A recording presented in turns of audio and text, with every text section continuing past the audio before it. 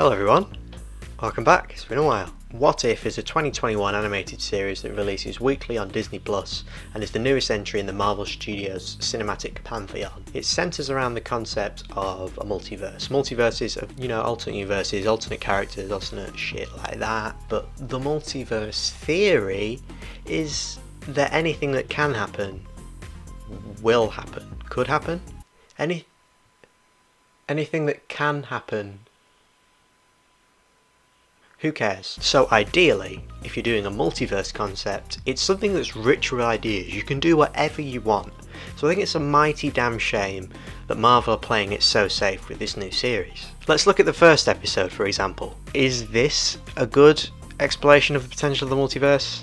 Not to me. It's just the first Avenger again, except with Peggy instead of Steve. The approach that the creators have gone for with the series is essentially, what if this movie you've seen before except one small change? They're going with the one small change multiverse option, which is admittedly an interesting idea, but I don't think it's something that they should be doing with every episode. And what annoys me is that they're treating these events and characters as if they don't matter. It's a multiverse story, they're not our versions of the characters. But I think that with this one small change method of storytelling, it can actually tell us a lot about our versions of the characters. And that's one of my favourite parts about episode 2. We see T'Challa as Star-Lord, and as a result we learn a lot about not only T'Challa, but Peter Quill as well in the main timeline. But let's look at the zombie episode, the one that made me make this entire video. What exactly do we learn about our Vision? We learn that if Wanda became a zombie, he would become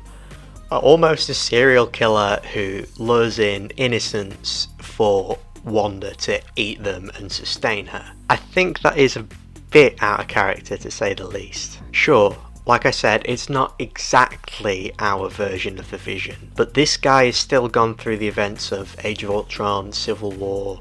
He's still spent a year with Scarlet Witch in Scotland or whatever.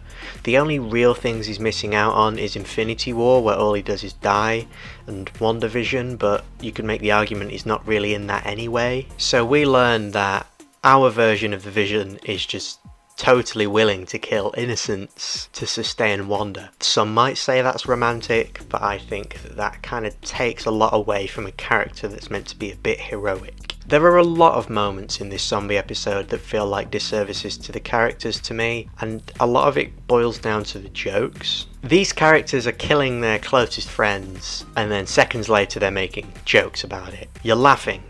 Happy Hogan died, and you're laughing. It might sound hypocritical, but I think I'd maybe forgive them if the jokes were funny. I'd even forgive them if the jokes were just spread out more, not seconds before or after emotional scenes that just completely lessen said scenes. But that might also be an issue with just the pacing in general, which I'll get onto later. I have another large issue with the series. For years, I've heard people say that acting and voice acting are two completely different talents, and I never really got that until now. Talented actors who do a great job usually in live action deliver really disappointing performances here. Who are you supposed to be? Queen of England? When you're voice acting, you're in a booth with a mic and that's it. You can tell that this sort of thing isn't their forte. I will say though, Chadwick Boseman and Benedict Cumberbatch were pretty good. And when they bring in actual voice actors to fill in the roles of the people they couldn't afford to come back for this show, they deliver good performances, I suppose, but it's also kind of off-putting because you're expecting the voice of someone else. And it's also like they're doing an impression.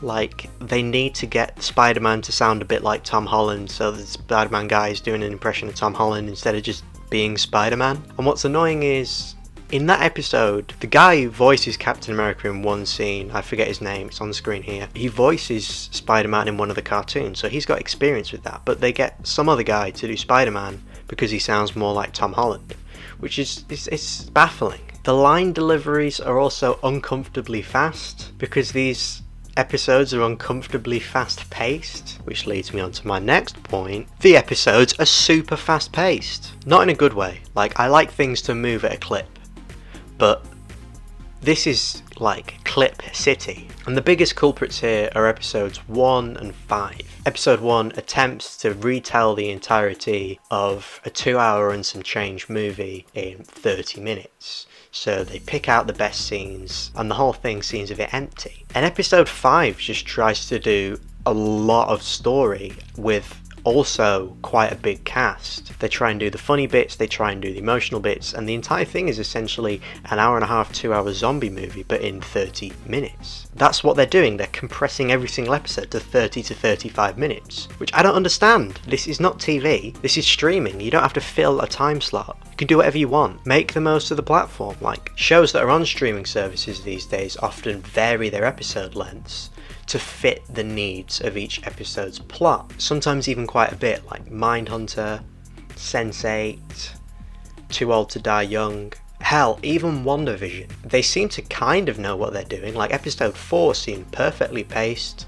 It was a perfect 30-minute job, one and done. But some of them are way too big for their boots. Either make the episode longer, or if you have to have it between 30 and 35 minutes, make sure that the story you want to tell can actually be told in that time slot instead of half-arsing it. It's a waste of potential. And I think that's what the show is in general. It's a bit of a waste of potential. It feels really reined in and limited and having to stick to a certain formula, which is the exact opposite of what you would want from a multiverse TV show. Each episode needs to have the formula of A, it's a movie that already exists, with B, one small change, and C, it has to be told within 30 minutes. And to make matters worse, it also seems from the trailers that they're building to some sort of multiversal Avengers team, meaning some of these characters even have a little bit of plot armor to them, which it's a multiverse story. It's what if, it's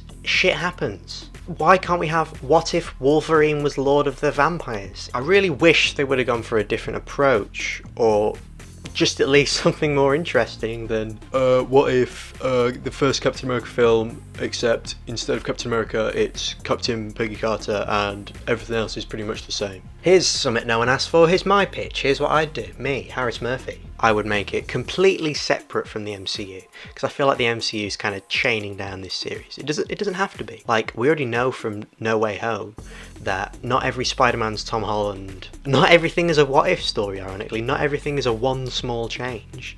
There's just different universes with different shit going on. So separate the show from the MCU and just new stories, new directions, and even new characters using recognisable elements of the Marvel brand. Kinda what it seems like Star Wars Visions is going to be, except not Star Wars Visions, because I don't care about anime. Just take the fundamental aspects of beloved characters and throw them into a new location with new shit, maybe even a different style of animation each episode. I don't really hate the show. I think it's just a little confused and not exactly what I would have wanted from this. But it's fine. Everyone else seems to be enjoying it. All the power to you.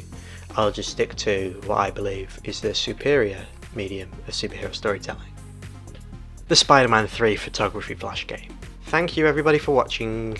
Don't really upload to this channel very much anymore, but I had a lot of thoughts on this series that I wanted to get out there.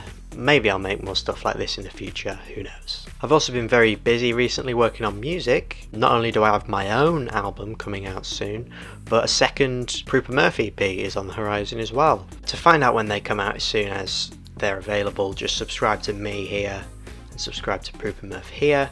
But until then, I've been Murph, and you've been Evan Davis. That's right, Evan. I know you've been watching this video, bitch.